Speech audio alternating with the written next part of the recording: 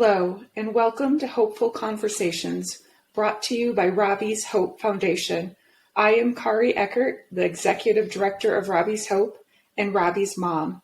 Joining me today is my husband, Jason Eckert.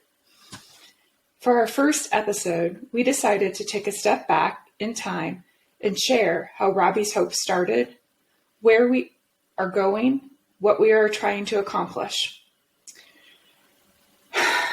Let's start. October 11th, the week leading up to. What's your immediate first thought?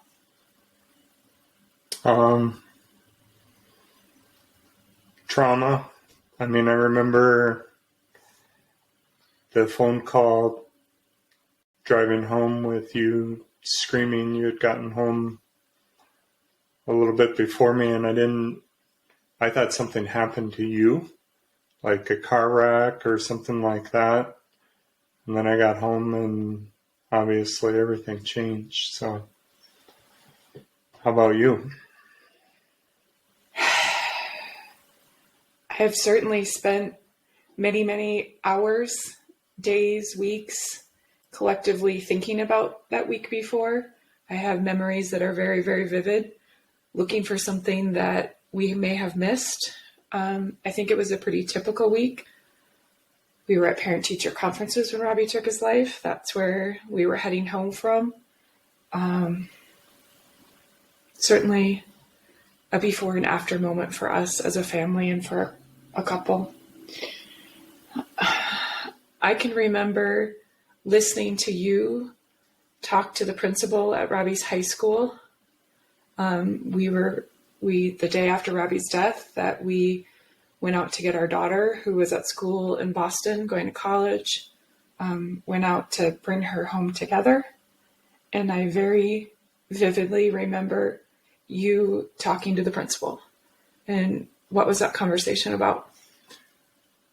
Well, he was asking how we wanted to communicate, if we wanted to communicate Robbie's death. And to this day, it's obviously a very individual, personal choice for people when something like this happens. But I just remember, it's like, well, what do you think we're going to say? He just randomly died of a heart attack or something. The kids knew, or were going to know soon, and I can't imagine not being transparent about what happened. And I think the kids, ultimately, that was a transition point for them, because in the past, when a suicide happened, and neither of us, I think, actually realized how pervasive this was, it was just covered up, and you never really, the adults certainly never heard it. The kids always knew what the hell was going on, and it was just, the principal was fantastic. He absolutely respected our wishes, even though it was incredibly uncomfortable and difficult for him, both from, I think, just conveying the message, but also the maybe anticipated backlash from the district about actually sending an email to all the parents in the school. Yeah. So I think it was a few days after Robbie died on a Thursday evening. And on Sunday evening, we met at Lakewood High School. It was supposed to be a time for Robbie's friends and the athletes of the tennis team and the swim team. I don't think I was prepared to walk into, I believe it was the music room, and what was in that room and what happened in the room. What do you remember of that night? Similar, completely unprepared. There was, 30 plus teens probably in the room. At least. Maybe more. Yeah. From a lot more schools than just Lakewood. And we had Their parents. the parents were there. We brought the youth leader with that actually helped us with Robbie's funeral at the church, and we just kind of sat and talked and listened and validated what the teens were feeling. And for me, it felt like maybe the beginning of the process of just trying to process everything that was happening, because those kids were as in shock, I think, as we were. And yeah, how about you? Just the overwhelming love that his friends had for him, and what an absolute shock it was to all of them. It's totally unexpected. I remember hearing them talk about Robbie's smile and just how empathetic of a young person he was to them. He was the one that they went to. It was a hard night. I left there feeling really proud as a mom, because Robbie made a difference amongst his friends, and it was very evident how much he was going to be missed. Should have brought Kleenex. We talk about this stuff a lot in the past, but it's really different to sit down and have this conversation together. But I think it's really important for the supporters of Robbie's Hope, for the ambassadors, for the adults, just to learn a little bit more as we kind of approach what's going to be the 4-year anniversary of Robbie's death. What do you remember from the visitation?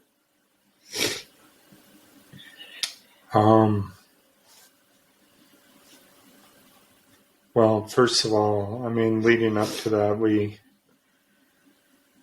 had a pretty set of horrific experiences just trying to figure out where to have Robbie's funeral. That first church that we called refused to have his service because it was a suicide. And it, I mean, in those days leading up to that,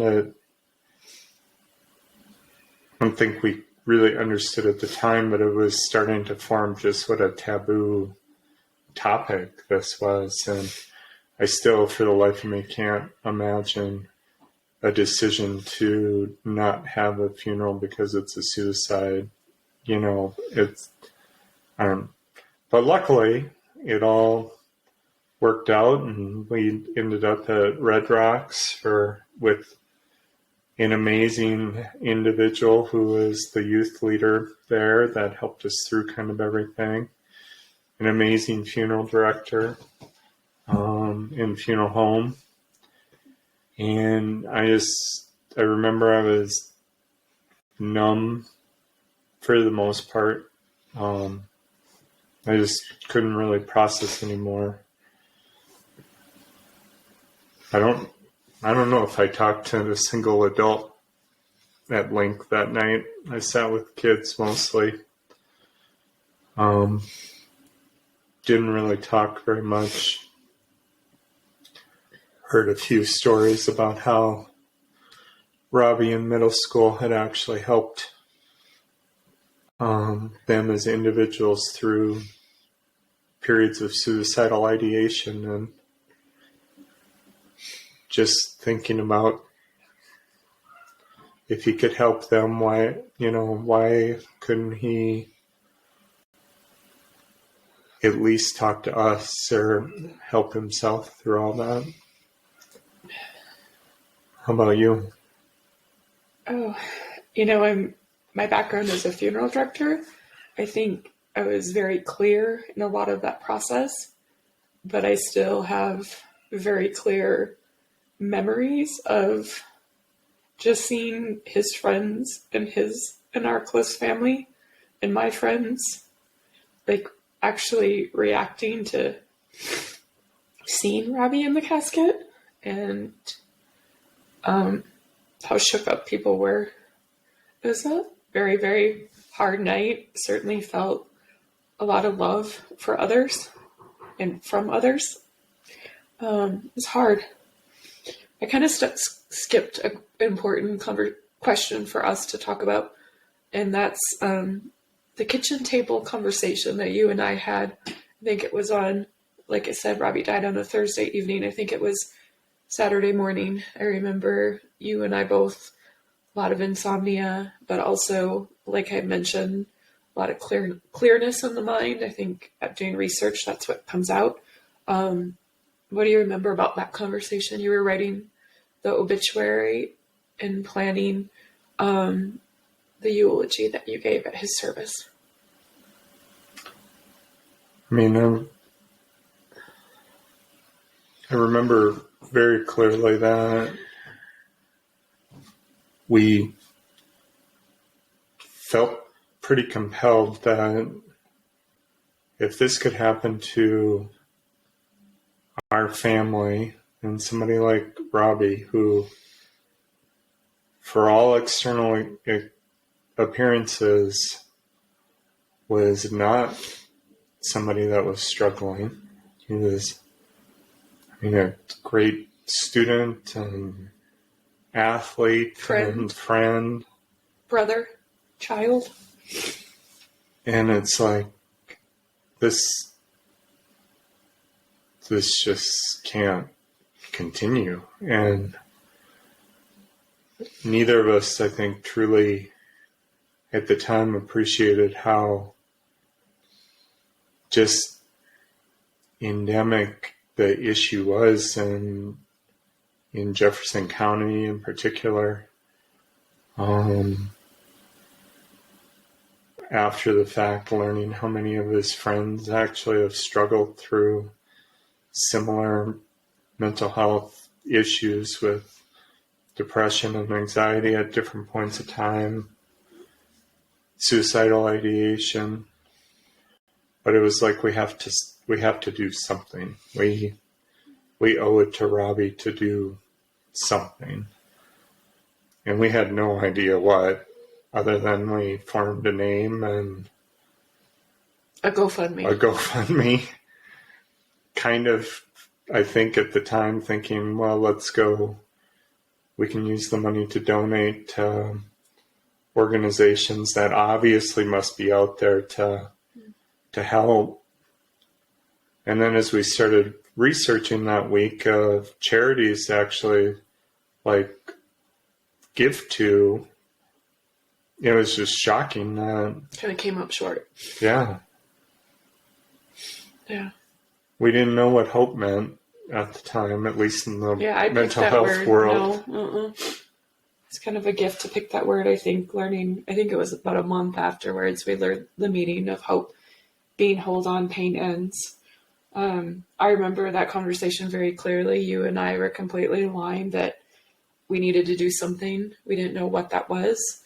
I very much remember that you had a candle burning, which was a new thing for you and I, and we burned a candle early in the morning for many months afterwards. This is a candle that I light. It's the same candle that we had then, but now have been replaced when I want Robbie with us, which of course is all of the time. And I guess before I wrap up, the immediate before the funeral, I also remember the night of Robbie's death in our living room. I remember that I said to you that we're going to do this together. I totally remember that. We've talked about that. I think I was very fearful at the moment because of my background in bereavement, being a funeral director, that Robbie's death would jeopardize our marriage, and I'm really grateful that it hasn't. And I also remember asking the coroner, who was in our living room with all of those people, how often do you see this? Yeah. And he said, more often than you want to know. And I remember thinking, no, I want to know, because this shouldn't happen. So At Robbie's funeral, you made a promise to our teens. What was that promise? In its general form, I think we, by that time, after talking to a lot of kids, some adults, trying to find a charity to give money to, it was becoming incredibly obvious that nobody was actually talking or listening to the teens to figure out how everything had gone so far off the rails from a society standpoint. And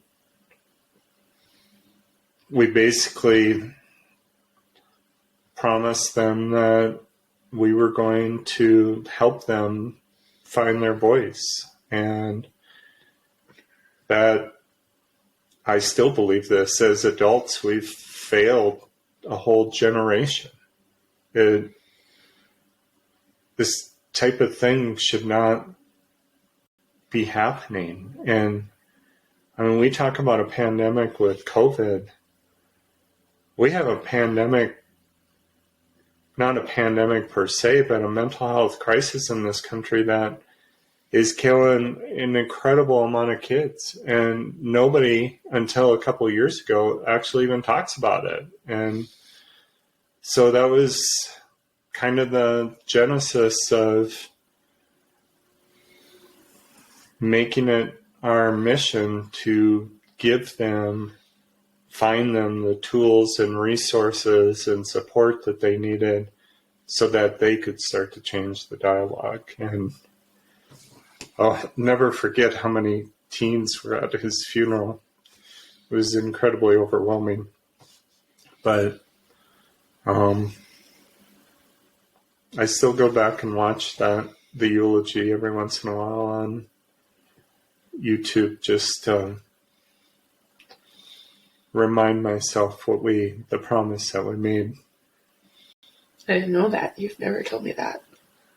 I remember ahead of Robbie's funeral, you asked me if I wanted to hear the eulogy, and I said no.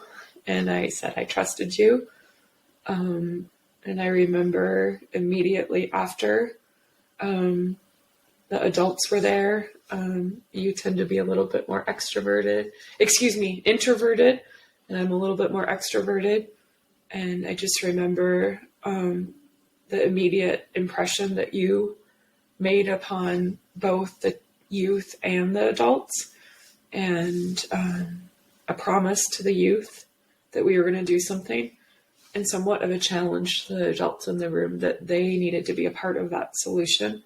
And really that we weren't just going to bring awareness that this is a problem, but that we wanted to bring a solution. And certainly we're still working on that almost 4 years later. So as we have it termed like our Founders Day with our Robbie's Hope OGers, October 22nd, just about 11 days after Robbie's death. I remember a lot about that night. What do you remember about that night? Probably the biggest thing is all the parents that were trying to barge into what we were very clear as a youth only session, period. Yeah. And also the generosity of a lot of people we had it at Rolling Hills Country Club, and I mean, they bent over backwards to help us, and being maybe initially a little overwhelmed with 200 plus teens that showed up, most of which we did not know or only very casually knew. That's typical when your child's a sophomore. But I mean, yeah, the overwhelming number. Robbie was very well liked. In different, schools from across the county, and just really, we broke into small groups, and the teens just talked, and we listened, and I think it was the start of kind of a journey of healing for some of them. We certainly weren't talking about advocacy at that point. I think there was some advocacy that came out of listening to them. It was clear that they were tired of losing their friends and of seeing kids struggle right away, immediately. Mm-hmm. So, yeah, it was a formative night, that's for sure. Yeah, so. I remember standing at the door and asking a few parents, like, please just trust me with your child. And I know that was hard because people were still so actively grieving Robbie's death. So the next year, we continued to meet with those young people. What do you remember about our twice-a-week meetings? They twice a week, twice a month. Twice a month, yeah. Twice a week would have been a lot. For me, they were incredibly healing personally for me. I think we, in a weird way, formed kind of a small family of, I mean, it was interesting. It was sometimes 15 teens, sometimes there was 50. You never really knew what to expect. But it became by Christmas, so it wasn't very much long after our first meeting. They were incredibly passionate about changing the dialogue around mental health. And we held several brainstorming sessions, I remember, for them of what does that look like, and trying to channel energy into action. Writing the adult handbook was still incredibly memorable. Listening to those teens describe from their perspective what conversations needed to look like and what they currently looked like in most cases, which was not very helpful. With adults was, I think, a little sobering, because I know we didn't follow the handbook with conversations with Elizabeth and Robbie. I wish I would have had a resource like that. But yeah, that was a fun year, I think. Had food all the time. It's very enriching to the soul, I would say. Special community for us and for them. They're still kids 4 years later that I know that is such a changing point for them personally, as a lot of those young people are now in college, and I know they are grateful that they were able to use their grief in that capacity. Right away that January, we had the first Hopeful Drive, because that's the kids. Right. It was so evident, so clearly they articulated, we don't just want to sit here and talk about this. We want to do something. And that was how we came up with the Hopeful Drive. Yeah, I'll never forget. It was, there was a group in Golden. Some festival was going on. A winter festival. Yeah, at the park. Because Robbie's birthday being January 21st. And that's the kickoff of the Hopeful Drive. And these teens were charged basically to form little teams and go out in the community and advocate for mental health, start conversations with random strangers. And yep. I was with a group in Golden, and 9 News was there, a video journalist, and these kids, I don't want to say the fearlessness, because I think they're a little terrified, but the tenacity of it's like they would try to stop an adult, and the adult would just laser focus, look straight ahead and keep walking, and it just made them angrier and more persistent that they were going to almost physically stop adults to start having a conversation. And the video journalist, he was like, I have never ever experienced something like this. It was so encouraging to watch, and they were all over the city for those 2 weeks. Very first year. It was. I don't know that I would be able to do what they did in a similar circumstance. It was one of the more inspiring things I've ever seen. So certainly taught me to take a moment when somebody approaches me and just be a little bit kinder in my response. I'm sure there was moments before that I was one of those people that kept on walking. Oftentimes when you walk up to a table or someone, you kind of know what they're going to be asking you. But it's okay just to be kind, especially when it's a young person, a teenager. When did we come up with the Hall of Personal Expression? It was that winter, and it came up through a set of conversations with some of the teens that actually weren't super comfortable with going out and advocating with the Hopeful Drive. And talking. And it was kind of a crystallizing moment of, yes, there are people that can go do that type of thing. And there are also a whole bunch of teens that are incredibly uncomfortable with that type of, and how can they help express their views on mental health. And so it was kind of based on something that National Geographic does with teens with photography. And it's like, well, we could do something like that. And the first year was obviously, word of mouth and Instagram a little bit, but it was pretty much local. And this past 3 years, it truly has become national. The talent these teens have to express themselves creatively is just super inspiring. So yeah, and just giving kids, so many school systems don't allow kids.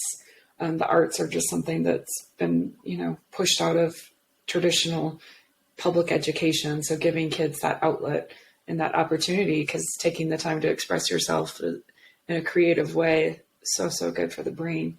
We're going long here, but this is good recording. What about our interns that we have been so fortunate to have? Robbie's Hope interns. Our extended family. Yeah. That's been a fun journey.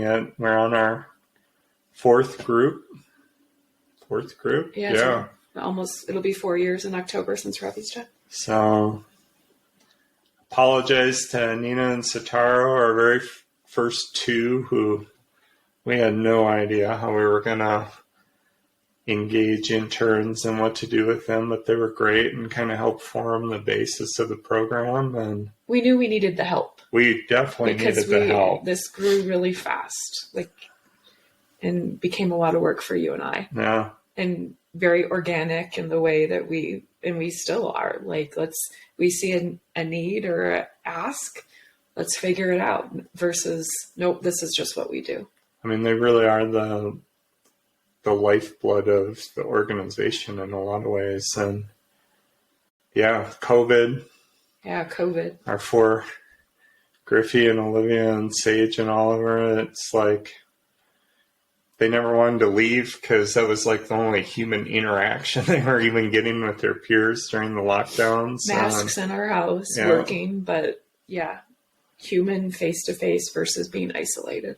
Yeah, and then we expanded last year to 5 with Peyton and Ian, and Marin, and Sophia. then Sophia and Gavin, and 5 this year. So it's a handful. The thing that I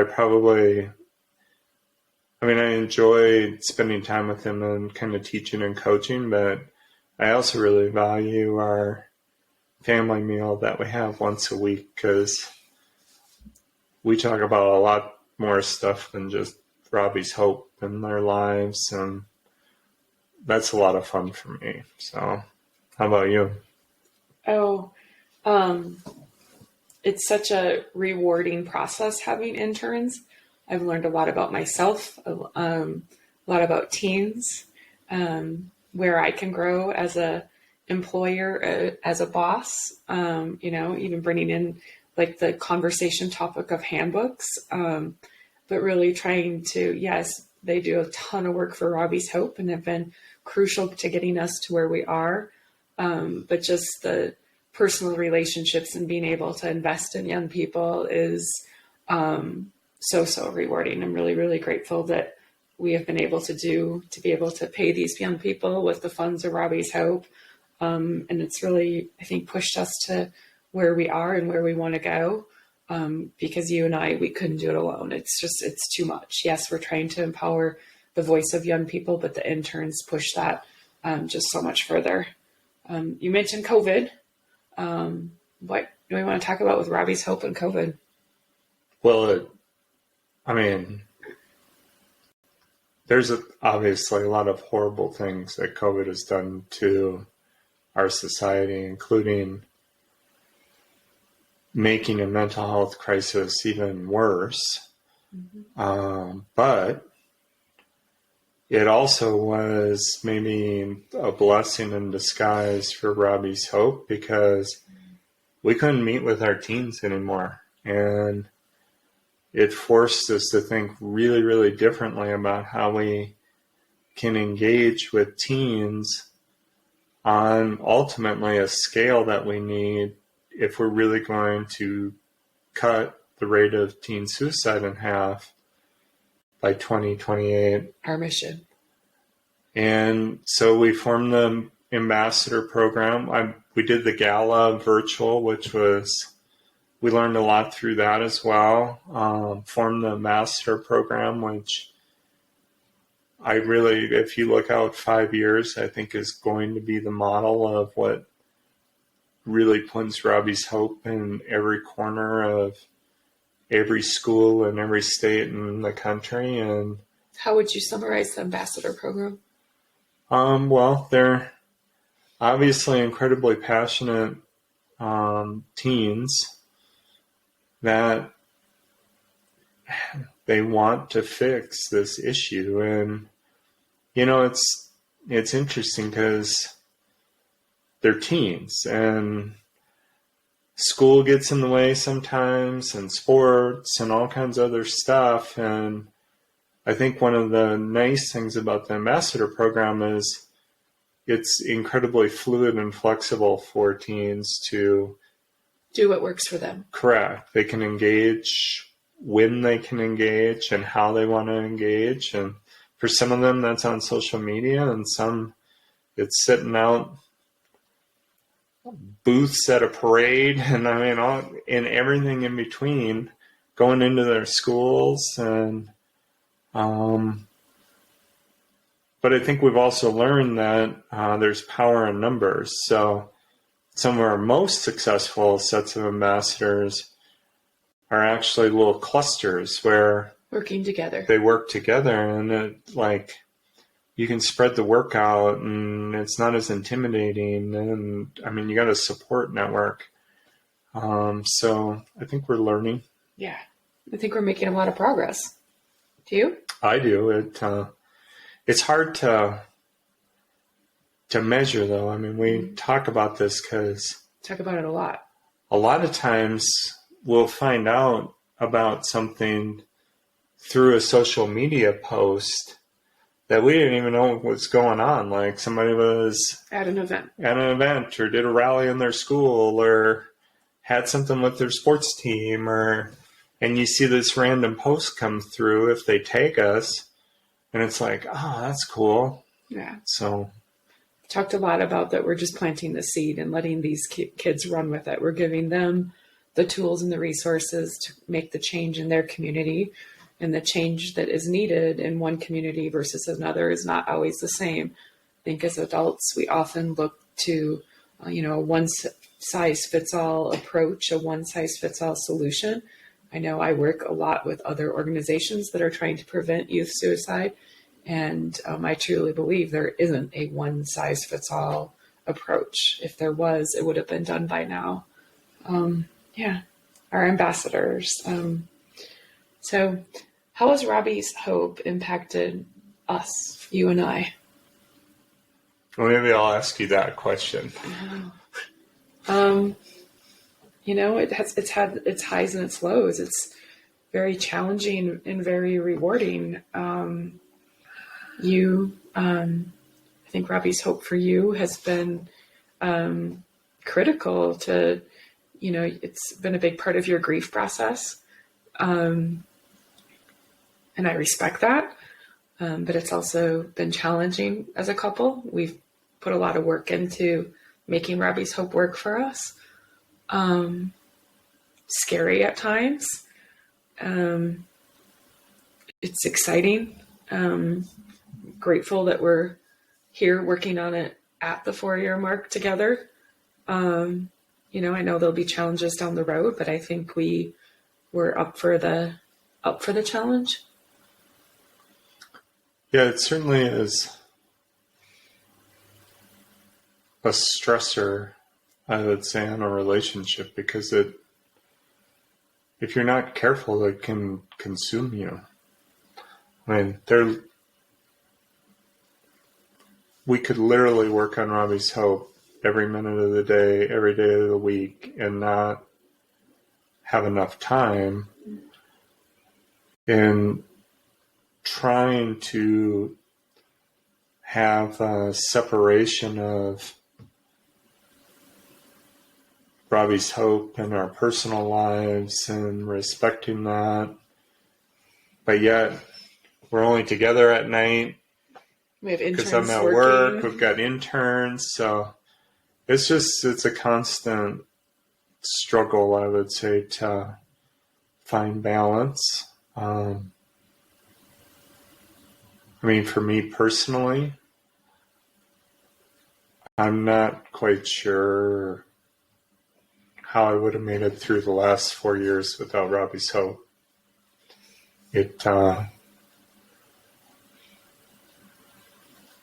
I feel obligated to not let this happen to the other Robbies of the world. And to do anything less than that is almost failing him in a way. I knew you were going to say that. Yeah, I'm grateful for Robbie's hope, but it certainly is a challenge. And I think, if we go back to even the Robbie's Hope handbook and conversations, even the title of this podcast, I think one thing that Robbie's Hope has done for our marriage is you and I have to have a lot more conversations and a lot more, parameters around how we handle things together, even self-care for ourselves. I think it's challenged us to grow. Mm-hmm. What's next for Robbie's Hope? Well, we're at kind of a pivotal stage. So it's 4 years on October 11th. We have a fantastic board of directors that together we are going through and kind of shaping the focus for a strategic plan for the next 3 years.